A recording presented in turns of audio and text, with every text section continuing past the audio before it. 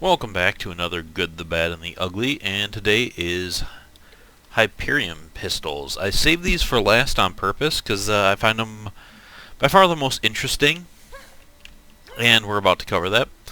Hyperion, I like Hyperion guns in general, but Hyperion, like all Hyperion guns, have reverse recoil, pretty decent fire rates, really high accuracy, good reload speed, average magazine size, and kind of on the low side of damage, but they are pistols after all.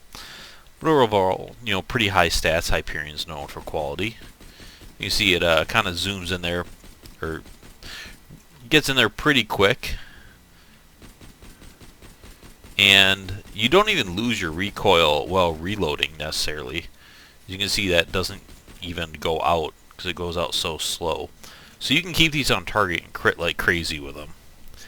And that's kind of the reason I like them. I obviously like that style of gameplay. I mean, other guns you just can't do that with, and that makes a big difference in DPS. Your theoretical DPS is actually possible with Hyperion pistols and SMGs. So, moving on to the guns.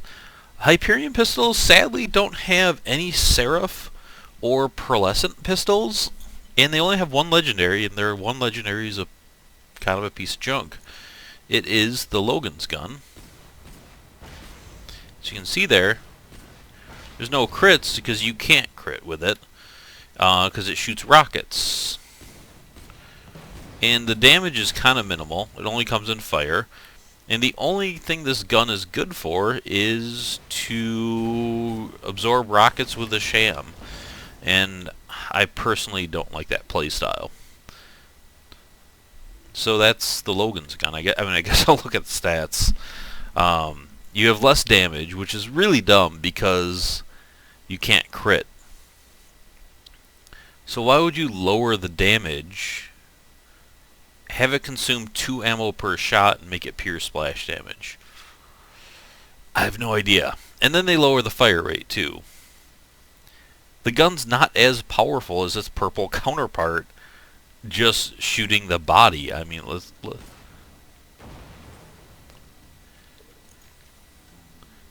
at this. So 496. Alright, so 712. It does have increased splash damage, so it does do more damage on that shot, but you're going to get way more out of this by hitting crits, and hitting those crits fast than you could possibly do with this. Oh, it's so dumb. So the Logan's gun is really quite terrible. It's poorly thought out, I think. Especially the fact that it has 2 ammo per shot, and then, of course that's a delayed explosion on top of that. It's pretty bad. It's a pretty bad gun. It has one purpose, and that purpose, I don't know if I want to call it an exploit, but it's almost kind of an exploit.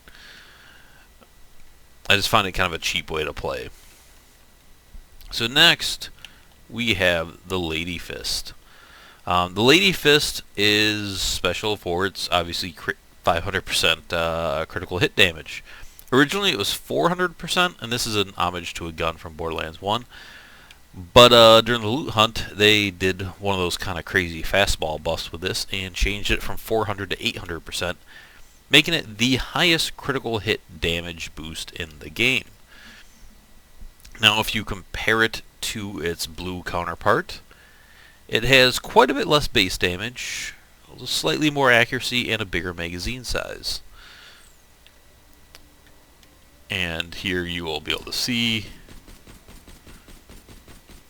3 million on a shot compared to 550,000. That's a big difference. That's a ridiculous difference. I mean, you see that 550,000 to 3 million. I mean, that's doing 6 times more damage than its blue counterpart. And it has no... I mean, the damage is a drawback, but it really isn't if you hit crits. And if you're using Hyperion weaponry and you're not hitting crits, yeah. So, it's not really a drawback because of the critical hit bonus. I wish the Hawkeye was like this. In fact, I'll probably do a separate video kind of digging into Ladyfist versus the Hawkeye, because the Ladyfist they did right. The Hawkeye they did wrong. But to be a little fair, the Ladyfist wasn't the same as this pre-loot hunt. So maybe I'll get into that as well. But yeah, I mean, there's not much else to say about this gun. It's ridiculously powerful. Obviously with Sal's offhand shenanigans, adding 800% critical hit damage to any gun can be absolutely ridiculous. It's just flat out amazing. And definitely one of the best guns in the game. It's probably the only pistol that can hold its own versus the Herald, which says a lot. And it's a blue gun, so it's a mission reward, which makes it easy to get. You know, who doesn't love the Ladyfist? And because it's Hyperion, it's just so easy to actually get that bonus. And then lastly here, we have the Fibber. The Fibber is insanely cool because it lies to you. All the stats on it are bullshit. So comparing it, there's 3 different barrels. There's variant 1, 2, and 3. Shotgun, ricochet, and critical hit, you could also say.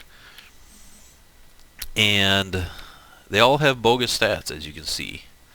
So comparing them to its blue counterparts is kind of pointless. They do have bandit barrels, which I guess is worth mentioning. So I'll start with the top one here. So this is your crit one. You see, wait, is that the crit or the shotgun? That's the crit. Alright, so this is your shotgun barrel. I thought they were more spread out than that. It's been a while since I used that. So these ones shoot in a slow, kind of a slow path, but they are unlisted, which is cool. Because you see here, well, it just says ×1, but really it is shooting a bunch.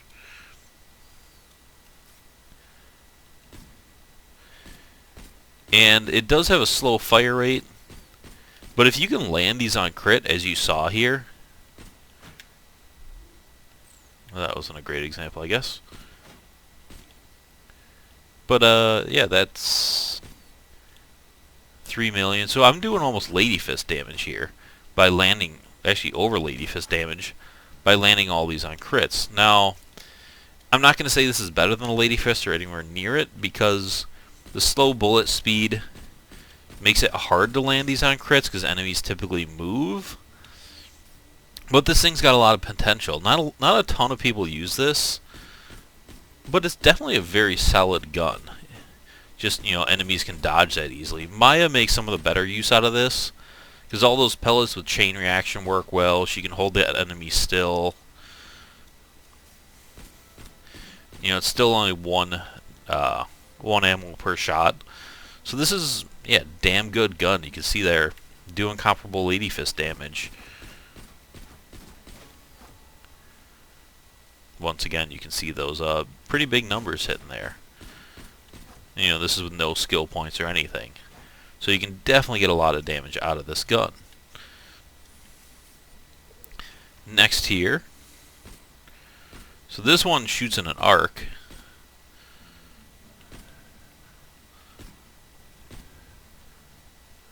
But you see there, that's crazy damage there.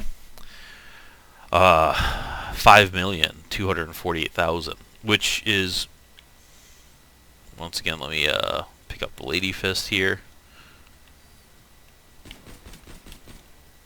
A lot higher than the Ladyfist. Let's see, where'd that gun go? Get back here. So the reason why it does that, it has a lot higher base damage. It has a 700% crit, not 800 like the Fibber, but it has 328,000 compared to 168,000. So this thing can do a ton of damage. The reason why you don't see people using it as much as the Ladyfist is because it's a lot harder to hit crits with it, because it has this weird firing pattern where it kind of arcs down, so you kind of got to aim up, and It's not as easy to land the crits with this gun, but it is definitely very potent. Oh, and then I forgot to say it also bounces, so you can get secondary shots off of it.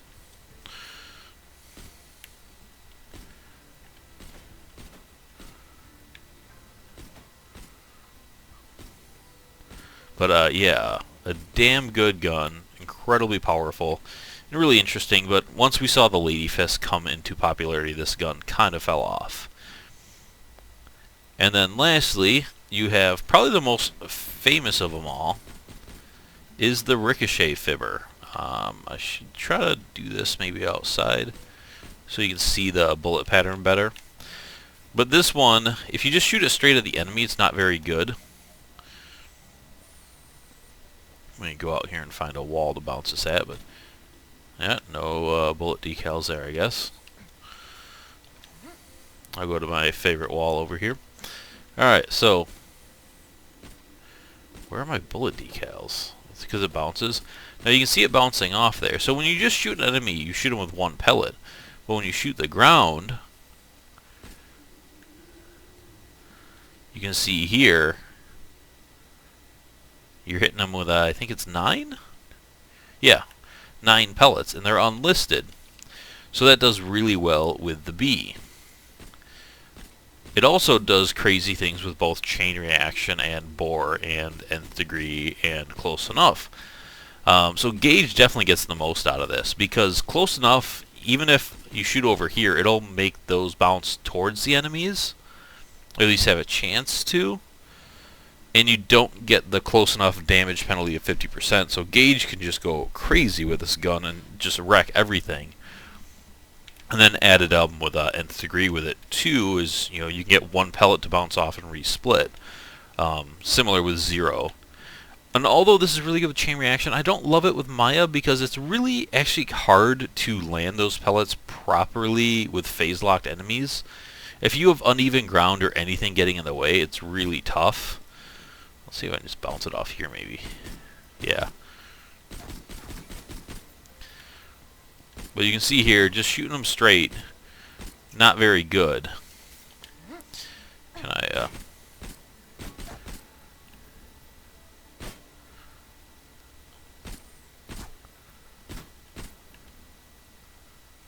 But, let's see if I can get this. Oh, there's some good damage there. It's about 2 million. So if you can bounce it, and especially bounce it in crit, it's really good. But there are a lot of times where there's barrier or terrain that makes it kind of tough, and gauge doesn't really care about that. 0 can deception around and get to it, but with enemies hanging in the air, it can be weird angles, and you have to be further back to bounce it up to hit them in that phase lock. So the angles can be tough to kind of hit. Some people are better at it than others, but oh, I could just bounce it off into the ceiling there.